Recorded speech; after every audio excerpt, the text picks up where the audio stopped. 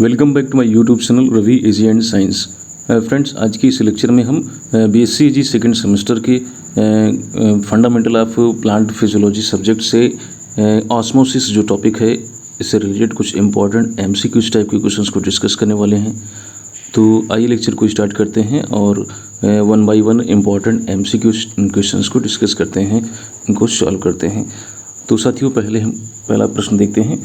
तो पहला प्रश्न जैसा कि आप स्क्रीन पर देख पा रहे हैं, पानी के अणुओं का तनु विलयन से सांद्र विलयन तक शुद्ध प्रसार जब दोनों को अर्धपारगम झिल्ली के माध्यम से अलग किया गया हो तो उसे क्या कहा जाता है। अर्थात दो प्रकार के सॉल्यूशन हैं, एक डाइल्यूट सॉल्यूशन है, दूसरा है आपका कॉन्सेंट्रेटेड सॉल्यूशंस।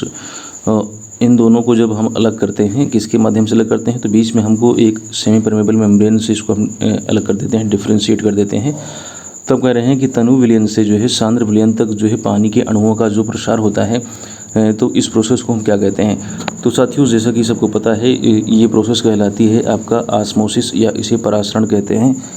तो ऑप्शंस दिए हैं कि इसे डिफ्यूज़न कहते हैं, तो डिफ्यूज़न तो नहीं कहते हैं। डिफ्यूज़न में किसी प्रकार के भी जो है सेमी परमेबल मेम्ब्रेन की जो है या बैरियर्स की आवश्यकता नहीं होती है, ऑस्मोसिस कहते हैं। बी ऑप्शन आपका करेक्ट ऑप्शन हो जाएगा।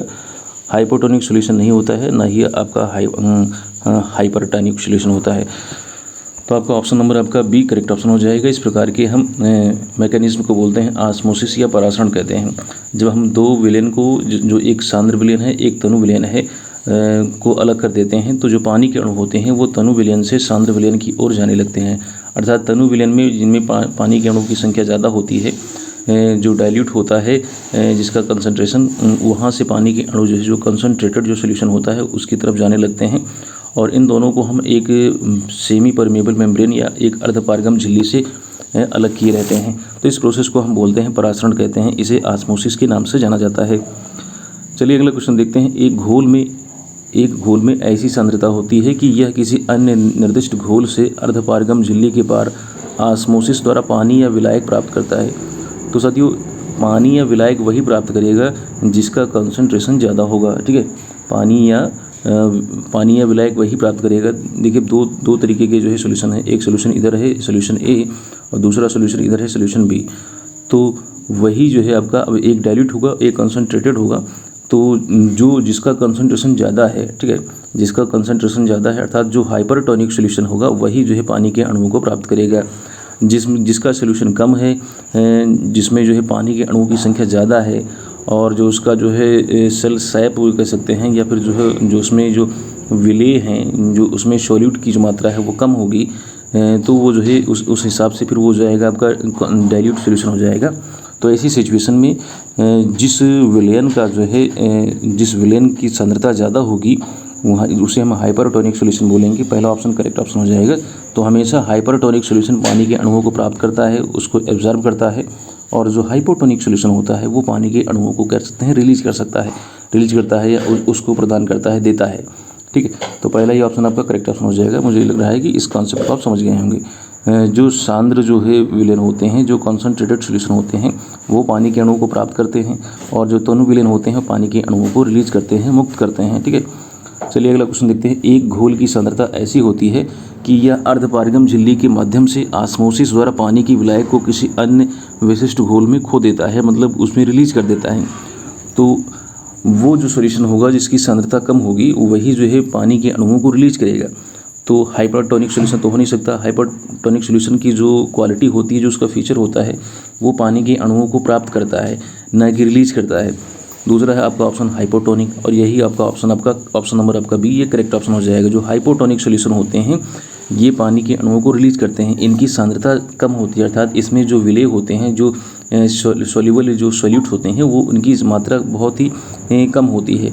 अर्थात इसमें वाटर मॉलिक्यूल्स की संख्या ज़्यादा होती है, अर्थात वाटर का जो है सॉल्वेंट का कंसंट्रेशन ज़्यादा होता है इन कंपेयर ऑफ सॉल्यूट्स। इसे हम इस प्रकार के सॉल्यूशन को बोलते हैं हाइपोटोनिक सॉल्यूशन। ठीक है, बी ऑप्शन आपका करेक्ट ऑप्शन हो जाएगा। चले आगे चलते हैं। एक घोल की सांद्रता ऐसी होती है कि एक निर्दिष्ट घोल से अर्धपारगम झिल्ली द्वारा इसको अलग किया गया है, लेकिन परासरण द्वारा ना तो पानी बढ़ता है और ना ही पानी घटता है। अर्थात यानी इसमें ना तो पानी के अणुओं को ये प्राप्त कर रहा है और ना ही पानी के अणुओं को ये किसी को प्रदान कर रहा है। ठीक है, तो ऐसी सिचुएशन हो तो हम ऐसे विलयन को, ऐसे सॉल्यूशन को क्या बोलेंगे, इस प्रकार की जो है हम सॉल्यूशंस को क्या कहेंगे, साथियों हाइपरटोनिक सॉल्यूशन ऐसे सॉल्यूशन होते हैं जो पानी के अणुओं को प्राप्त करते हैं। हाइपोटोनिक सॉल्यूशन ऐसे होते हैं जो पानी के अणुओं को जो रिलीज करते हैं या प्रदान करते हैं। आइसोटोनिक सॉल्यूशन, ये आपका ऑप्शन नंबर आपका जो सी है ये करेक्ट ऑप्शन हो जाएगा। आइसोटोनिक सॉल्यूशन ऐसे होते हैं जिनकी सांद्रता बराबर होती है, अर्थात जो दो हमारे जो विलेन है ए और बी, इन दोनों की जब कंसंट्रेशन, दोनों की सांद्रता जब वो सेम हो जाए, अब ये ऐसा उस समय होता है जब ये एक ऐसी सिचुएशन आ जाती है कि दोनों में पानी के अणुओं की संख्या बराबर हो जाए। ठीक है, दोनों में जो हमारा जो सॉल्वेंट है उसकी संख्या बराबर हो जाए, तो ऐसी सिचुएशन में जो सॉल्यूशन बन जाता है ए वाला भी और बी वाला भी, ये आइसोटोनिक सॉल्यूशन कहलाते हैं। ठीक है, इन्हें हम बोलते हैं आइसोटोनिक सॉल्यूशन। तो ऑप्शन नंबर आपका सी करेक्ट ऑप्शन हो जाएगा। चलिए आगे देखते हैं। नेक्स्ट अगला क्वेश्चन है, परासरण की सरल प्रक्रिया के परिणामस्वरूप पानी के अणु कोशिका रस से प्रवेश करते हैं, इसे क्या कहा जाता है? ऑस्मोसिस की जो प्रक्रिया होती है, जो प्रोसेस होती है, जो मैकेनिज्म होती है, पानी के अणु कोशिका रस में प्रवेश करते हैं। जब पानी के अणु कोशिका रस में प्रवेश करेंगे तो उसे क्या बोलेंगे? तो साथियों प्रवेश करने के प्रोसेस को बोलते हैं एंडोऑस्मोसिस कहते हैं। पहला ऑप्शन है आपका ए, एंडोऑस्मोसिस कहते हैं। जब जो है ये मान लीजिए सेल है और सेल के अंदर इसका सॉल्यूशन है सेल सैप, बाहर कोई जो है बाहर कोई जो है, अब ये इस तरीके से हमको जो है इसको अलग करने की आवश्यकता नहीं है, क्योंकि जो सेल है, सेल की जो कवरिंग है वो खुद ही जो है एक प्रकार का जो है सेमी परमेबल मेम्ब्रेन है। ठीक है, तो बाहर की ये एक सॉल्यूशंस में रखी हुई है, ये कोशिका एक सॉल्यूशन में रखी हुई है। तो कह रहा है पानी के अणु जो है अंदर आ रहे हैं, कोशिका के अंदर आ रहे हैं। पानी के अणु कोशिका के अंदर आ रहे हैं, तो इसका मतलब है कि जो है आपका जो है ये आपका जो है हाइपरटोनिक सॉल्यूशन है और ये हाइपोटोनिक सॉल्यूशन है बाहर वाला। तो ऐसी सिचुएशन में जब पानी को ये प्राप्त करता है तो इस प्रोसेस को क्या बोलते हैं? परासरण की इस प्रक्रिया को क्या कहते हैं? तो साथियों परासरण की इस प्रक्रिया को बोलते हैं एंडोऑस्मोसिस कहते हैं। पहला ऑप्शन आपका करेक्ट ऑप्शन हो जाएगा। जब सेल का जो सेल सैप है वो वाटर को जो है एब्जॉर्ब करे, वाटर को इनटेक करे, तब उसे हम बोलते हैं एंडोऑस्मोसिस कहते हैं। पहला ऑप्शन आपका करेक्ट ऑप्शन हो जाएगा। अब नेक्स्ट अगला क्वेश्चन है, इसमें इसी प्रोसेस को उल्टा बताया गया। यदि कोशिका रस से बाहर की ओर गति की दिशा विपरीत हो तो परासरण कहलाता है। यानी आपका ये सेल है, सेल के अंदर सेल सैप है और ये एक सॉल्यूशंस में रखा हुआ है। कह रहा है कि यदि कोशिका रस से बाहर की ओर गति हो, यानी जो आपका जो मोमेंट है, यानी आपका बाहर की तरफ हो, यानी इसमें जो आपका जो सेल के अंदर जो सेल सैप है, ये जो सॉल्यूशन है, ये बाहर की ओर जब मूव कर रहा हो, तब इस प्रोसेस को क्या कहते हैं? तो साथियों ये उल्टा हो जाएगा, इसे हम बोलेंगे एक जो ऑस्मोसिस कहेंगे। ठीक है, ऑप्शन नंबर आपका एक करेक्ट ऑप्शन हो जाएगा। यदि कोशिका रस से बाहर की ओर गति हो रही है, यानी मोमेंट जो है आपका रिवर्स हो रही है, विपरीत हो रही है, तो हम परासरण की इस प्रोसेस को बोलते हैं एक जो ऑस्मोसिस कहते हैं या वही परासरण कहते हैं। ऑप्शन नंबर आपका एक करेक्ट ऑप्शन हो जाएगा। चलिए आगे देखते हैं नेक्स्ट क्वेश्चन। अर्धपारगम झिल्ली द्वारा शुद्ध पानी से अलग किए गए घोल में उत्पन्न होने वाले दबाव की अधिकतम मात्रा को क्या कहा जाता है? तो साथियों क्वेश्चन है कि जब आप सेमी परमेबल मेम्ब्रेन द्वारा शुद्ध पानी से एक सॉल्यूशंस को आपने अलग किया हुआ है, तो एक जो प्रेशर बनता है, तो उस प्रेशर को क्या कहते हैं? The maximum amount of pressure, वो दाब की वो अधिकतम मात्रा that can be develop in A solution, जो कि एक विलेन में उत्पन्न होता है, सेपरेटेड फ्रॉम प्योर वाटर, जिसको हम एक शुद्ध जल से हमने अलग किया हुआ है बाई सेमी परमेबल मेम्ब्रेन। तो इस दबाव को हम क्या कहते हैं? तो साथियों इस दबाव को बोला जाता है ऑस्मोटिक प्रेशर। पहला ये तो ऑप्शन सही है, इसे बोलते हैं ऑस्मोटिक प्रेशर, इसे कहते हैं परासरण दबाव कहते हैं। ठीक है, इसे बोलते हैं ऑस्मोटिक प्रेशर। ये ऑप्शन आपका करेक्ट ऑप्शन हो जाएगा। पौधों में परासरण का क्या महत्व है? जो ऑस्मोसिस की जो प्रोसेस होती है, जो परासरण होता है, इसका प्लांट में क्या इंपॉर्टेंस है? तो क्या ये cell to cell movement of water के लिए रिस्पॉन्सिबल होती है, यानी एक कोशिका से दूसरी कोशिका में वाटर को मूव करने, उसके मूवमेंट के लिए रिस्पॉन्सिबल है? सही है, पहली बात। लीव्स बिकम टर्जिड, पत्तियों को ये जो है टर्जिड बनाती है। अब ये टर्जिड का मतलब यहाँ पर धुंधली नहीं है। ठीक है, टर्जिड मतलब होता है स्फीत बनाती है। ठीक है, पत्तियों को ये स्फीत बनाती है, यानी उनको टर्जिड बनाती है, ये भी बात सही है। सूखे के प्रति पौधों की प्रतिरोधक क्षमता, सूखे के प्रति पौधों की जो है आपका प्रतिरोधक क्षमता को बढ़ाती है, यानी कह सकते हैं जो पौधे जो होते हैं वो ड्रॉट कंडीशन में ना चले जाएं, इसलिए उनको हमेशा जो है उनमें पानी की जो है मात्रा को मेंटेन किए रहती है। तो ये तीनों बातें सही हैं, तो आपका ऑप्शन नंबर आपका डी करेक्ट ऑप्शन हो जाएगा। ऑस्मोसिस के माध्यम से एक कोशिका से दूसरी कोशिका में पानी का प्रवाह होता है, पहला ऑप्शन है। फिर दूसरी बात ये बता रहा है कि पत्तियां टर्जिड फेज में रहती हैं, पत्तियों में जो है आपका वाटर की मात्रा जो रहती है, या वाटर की मात्रा नहीं कहेंगे, यहाँ टर्जिड होने का मतलब यानी पत्तियां जो होती हैं वो फूली होती हैं, न तो सिकुड़ी होती हैं। पत्तियां जो है आपकी वो टर्जिड फेज में होती हैं, अर्थात फूली हुई होती हैं। ठीक है, सिकुड़ी हुई नहीं होती हैं, मुरझाई हुई नहीं होती हैं। और तीसरी बात ये है कि पौधों में जो है आपका ड्रॉट के प्रति यानी सूखे के प्रति जो है प्रतिरोधक क्षमता उत्पन्न हो जाती है इस तरीके से ऑस्मोसिस के माध्यम से। तो आपका तीनों के तीनों ऑप्शन सही हैं। ऑप्शन नंबर आपका डी करेक्ट ऑप्शन हो जाएगा। अगला क्वेश्चन है, रंध्रों का खुलना एवं बंद होना प्रभावित होता है। Opening and closing of stomata is affected by. तो साथियों, रंध्रों का खुलना और बंद होना ये ऑस्मोसिस यानी आपका परासरण से प्रभावित होते हैं। ये परासरण यानी ऑस्मोसिस की घटना जो है इससे भी प्रभावित हो जाता है। ऑप्शन नंबर आपका बी करेक्ट ऑप्शन हो गया। अगला प्रश्न है, दी गई उपयुक्त परिस्थिति में डीपीडी ओपी से अधिक कब होगा। डीपीडी यानी डिफ्यूजन प्रेशर डेफिसिट और ओपी का मतलब यानी ऑस्मोटिक प्रेशर यानी आपका परासरण दबाव, और डीपीडी यानी आपका विसरण दाब न्यूनता यानी diffusion pressure deficit. Diffusion pressure deficit को हम कहते हैं संक्शन प्रेशर भी कहते हैं, और ऑस्मोटिक प्रेशर को हम जानते हैं जो है किस नाम से, वाटर पोटेंशियल के नाम से भी जानते हैं। तो कह रहा है कि under given suitable condition the DPD will more than OP, यानी किस परिस्थिति में, जो नीचे ऑप्शंस दिए गए हैं इनमें से कौन सी सिचुएशन में, कौन सी परिस्थिति में जो डीपीडी होगी जो है वो ओपी से यानी ऑस्मोटिक प्रेशर से ज़्यादा होगी। तो कह रहा है कि जब ओपी जो है टीपी के बराबर हो यानी ऑस्मोटिक प्रेशर वो आपका टर्जर प्रेशर के बराबर हो, तो ऐसी सिचुएशन में। नेक्स्ट अगला है कि OP is less than TP, यानी जब ऑस्मोटिक प्रेशर जो है आपका टर्जर प्रेशर से कम हो तब ऐसी सिचुएशन में होगा, या जब ओपी जो है टीपी से अधिक होगा यानी जब ऑस्मोटिक प्रेशर टर्जर प्रेशर से अधिक होगा जो है तब ऐसी सिचुएशन में होगा, या जब टीपी जो है आपका नेगेटिव होगा। तो साथियों ऑप्शन नंबर आपका डी ये लास्ट वाला ही ऑप्शन सही है। जब टर्जर प्रेशर जो है आपका नेगेटिव होगा, ठीक है, नकारात्मक होगा, तभी जो है आपका जो ऑस्मोटिक प्रेशर डीपीडी है आपका डिफ्यूजन प्रेशर डेफिसिट वो जो है आपका ऑस्मोटिक प्रेशर से ज़्यादा होगा। ऑप्शन नंबर आपका डी करेक्ट ऑप्शन है। अगला प्रश्न है, जब पानी मिट्टी से जड़ के बालों में चला जाता है, when water enter into root hairs, बालों का मतलब यानी आपका मूल रोम आप कहेंगे, from soil on account of, जब पानी जो है रूट हेयर्स में चला जाता है तो वो किसके कारण जाता है।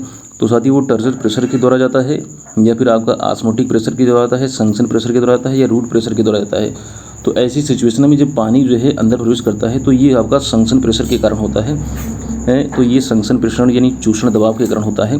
ठीक है, ये आपका ऑप्शन नंबर आपका सी करेक्ट ऑप्शन हो जाएगा। पानी जो है जब रूट हेयर्स में जाता है तो रूट हेयर्स में जाने का कारण जो है आपका संक्शन प्रेशर होता है। अगला प्रश्न देखते हैं, कोशिका द्वारा ऊर्जा की कीमत तौर पर आमतौर पर ऑस्मोटिक प्रवणता के विरुद्ध पानी ग्रहण करने की घटना को क्या कहा जाता है। तो साथियों, पानी ग्रहण करने की घटना को बोलते हैं सक्रिय अवशोषण बोलते हैं, एक्टिव एब्जॉर्प्शन कहा जाता है। कोशिका के द्वारा जो है the phenomena of uptake of water at the expense of energy by the cell and usually against the osmotic gradient is known as.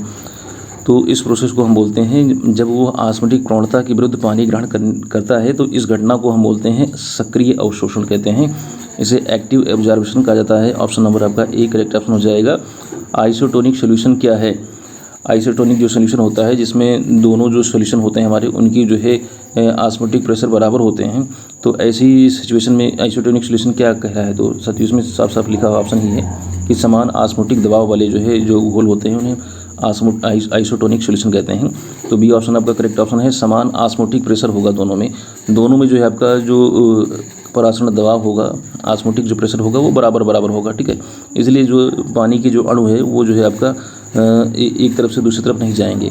Osmotic pressure को हमने बताया था, उसे हम वाटर पोटेंशियल के नाम से भी जानते हैं। तो जिसकी वाटर पोटेंशियल ज़्यादा होती है उधर से जो है पानी के अणु दूसरी तरफ जाते हैं। ठीक है, जिसकी वाटर पोटेंशियल ज़्यादा होती है उधर से जो है पानी के अणु जो है नेक्स्ट दूसरी तरफ जाते हैं, दूसरे वाले विलेन की तरफ जाते हैं। नेक्स्ट अगला प्रश्न देखते हैं, रंध्रों के खुलने और बंद होने के लिए सक्रिय पोटेशियम आयन विनिमय तंत्र किसके द्वारा दिया गया था। तो इसको किसने दिया था, कौन से वैज्ञानिक ने दिया था। तो साथियों डेवलिन ने दिया था, लेविट ने दिया था, सीथ ने दिया था, खुराना ने दिया था। तो ऑप्शन नंबर आपका अभी करेक्ट ऑप्शन है। लेविट के द्वारा जो है closing and opening of stomata जो है ये जो मैकेनिज्म थी बताया कि इन्होंने कि पोटेशियम आयन की जो है पोटेशियम आयन के द्वारा होता है, तो इसको लेविट ने बताया था। ऑप्शन नंबर आपका बी करेक्ट ऑप्शन हो जाएगा। ये लेविट की मैकेनिज्म थी, closing and opening of stomata by potassium ion जो है। तो नेक्स्ट अगला प्रश्न है, जब किसी कोशिका को अल्कोहल से उपचारित किया जाता है और उसके बाद उसे हाइपोटोनिक घोल में रखा जाता है तो क्या होगा। तो साथियों जब हम अल्कोहल से उसको ट्रीट करते हैं और उसके बाद फिर उसको हम हाइपोटोनिक सॉल्यूशंस में रखते हैं, तब जो ये होगा कि वो उसमें कोई बदलाव नहीं होगा, ना तो वो सिकुड़ेगा, ना तो मर जाएगा, ना तो सूखेगा और ना ही सिकुड़ जाएगा। उसमें कोई बदलाव नहीं होगा। ऑप्शन नंबर आपका डी करेक्ट ऑप्शन हो जाएगा। जब एल्कोहल से उपचारित किया जाएगा और उसे हाइपोटोनिक सॉल्यूशन में रखा जाएगा तो उसमें कोई बदलाव भी नहीं होगा। अगला प्रश्न है, अशुद्ध जल में डूबी हुई पादप कोशिका बन जाएगी। जो एक ऐसी प्लांट सेल है जो डिस्टिल्ड वाटर में जिसको हमने डुबो के रखा हुआ है, उसमें हमने उसको मर्ज कर दिया है, तब वो कोशिका किस तरीके से हो जाएगी? तो साथियों वो कोशिका हो जाएगी टर्जिड हो जाएगी। वो आपका कोशिका जो है टर्जिड फेज में चली जाएगी। आपका दूसरा ऑप्शन करेक्ट ऑप्शन हो जाएगा, वो हो जाएगी टर्जिड फेज में चली जाएगी। ऑप्शन नंबर आपका बी करेक्ट ऑप्शन हो जाएगा। वो जो कोशिका है, अच्छा ये पहला ही ऑप्शन नंबर आपका जो फर्स्ट है ये आपका करेक्ट है। ये टर्जिड फेज में, ये तीखा जो लिखा हुआ है दरअसल ये ट्रांसलेटेड जो है वर्जन है। तो आपका option number A he correct होगा। पहला ही प्रश्न जो आपका 16 जो नंबर आपका क्वेश्चन है, इसका पहला ही ऑप्शन सही हो जाएगा। यहाँ पर हिंदी का जो शब्द लिखा हुआ है थोड़ा सा गलत है, यहाँ पर तीखा नहीं होना चाहिए। ठीक है, ये आपका जो है हो जाएगा आपका टर्जिड फेज हो जाएगा। अशुद्ध जल में डूबी पादप कोशिका बन जाएगी तो ये टर्जिड बन जाएगी। नेक्स्ट अगला प्रश्न देखते हैं। In the plant it change turgor are guard cells that cause the opening of the, पौधों में यह रक्षक कोशिका की स्फीति को बदल देता है जिसके कारण वो खुल जाता है। तो जब गार्ड सेल्स की जो स्फीति जब चेंज हो जाती है तो स्टोमेटा ओपनिंग का काम करता है। ऑप्शन नंबर आपका एक करेक्ट ऑप्शन है। गार्ड सेल्स की जब स्फीति यानी उसकी जो टर्जिडिटी चेंज होती है तो स्टोमेटा जो है ओपन होते हैं, खुल जाते हैं। ऑप्शन नंबर आपका एक करेक्ट ऑप्शन हो जाएगा। ना तो जाइलम खुलेगा ना फ्लोएम खुलेगा, इनमें से कोई नहीं। तो पहला ऑप्शन करेक्ट ऑप्शन होगा, स्टोमेटा की ओपनिंग के लिए रिस्पॉन्सिबल होता है। अगला प्रश्न है, निम्नलिखित में से किस घोल में दूसरे घोल की तुलना में विलेय की सांद्रता कम होती है? ये जो पहला घोल है ए वाला, बी के साथ में इसकी कंपेयर कर रहा है, तो यानी पहले वाले घोल की सांद्रता दूसरे वाले घोल की सांद्रता से कम होती है। तो पहले वाले घोल को क्या बोलेंगे? तो पहले वाले घोल को बोलेंगे हम हाइपोटोनिक सॉल्यूशन बोलेंगे। ऑप्शन नंबर आपका डी करेक्ट ऑप्शन हो जाएगा। जिस घोल की सांद्रता कम होती है उसे हम हाइपोटोनिक सॉल्यूशन कहते हैं। ऑप्शन नंबर आपका डी करेक्ट ऑप्शन होगा। अगला प्रश्न है, निम्नलिखित में से कौन सी कोशिका अपनी राजधानी से पानी की कमी के लिए जिम्मेदार है और साइटोप्लाज्म सिकुड़ जाता है और कोशिका भित्ति से बाहर निकल जाता है? लग रहा है which of the following cell is responsible for the water loss from its vacuole and the cytoplasm shrink and it is withdrawn from the cell wall. तो कौन सी प्रोसेस है? तो साथियों प्लाज्मोलाइज्ड जो सेल होती हैं, जो प्लाज्मोलाइज्ड होती हैं सेल, ऐसी सिचुएशन में जो कोशिका का जो राजधानी होती है वो जो है श्रिंक हो जाती है, सिकुड़ जाती है, और सिकुड़ने के बाद जो पानी जो होता है बाहर चला जाता है। तो ये प्लाज्मोलाइज्ड सेल में होता है। ऑप्शन नंबर आपका डी करेक्ट ऑप्शन हो जाएगा। जो प्लाज्मोलाइज्ड सेल होती है इसमें इस सिचुएशन में जो है जो पानी होता है वो बाहर की ओर निकल जाता है, ठीक है, और जो कोशिका होती है वो सिकुड़ जाती है, ठीक है। नेक्स्ट अगला प्रश्न है, osmosis is a type of, osmosis क्या है? तो ऑस्मोसिस एक प्रकार का होता है, क्या एक प्रकार का है? ये इम्बिबिशन ऑफ सॉल्यूशन है, ये आपका जो है ये डिफ्यूजन ऑफ सॉल्वेंट है, या इवेपोरेशन ऑफ वाटर है, या आपका डिफ्यूजन ऑफ सॉल्यूट है। तो ऑस्मोसिस जो है एक प्रकार का डिफ्यूजन ऑफ सॉल्वेंट होता है। ये जो है आपका विलायक का एक प्रकार का मिश्रण है। ऑप्शन नंबर आपका बी करेक्ट ऑप्शन हो जाएगा। Osmosis is type of diffusion of solvent. ये सॉल्वेंट के विसरण की तरह काम करता है, ये डिफ्यूज़न का काम करता है, सॉल्वेंट का डिफ्यूज़न है, ठीक है। ये जो विलायक होते हैं, विलायक के अणुओं की एक प्रकार से ऑस्मोसिस जो है विलायक के अणुओं का एक प्रकार से विसरण है।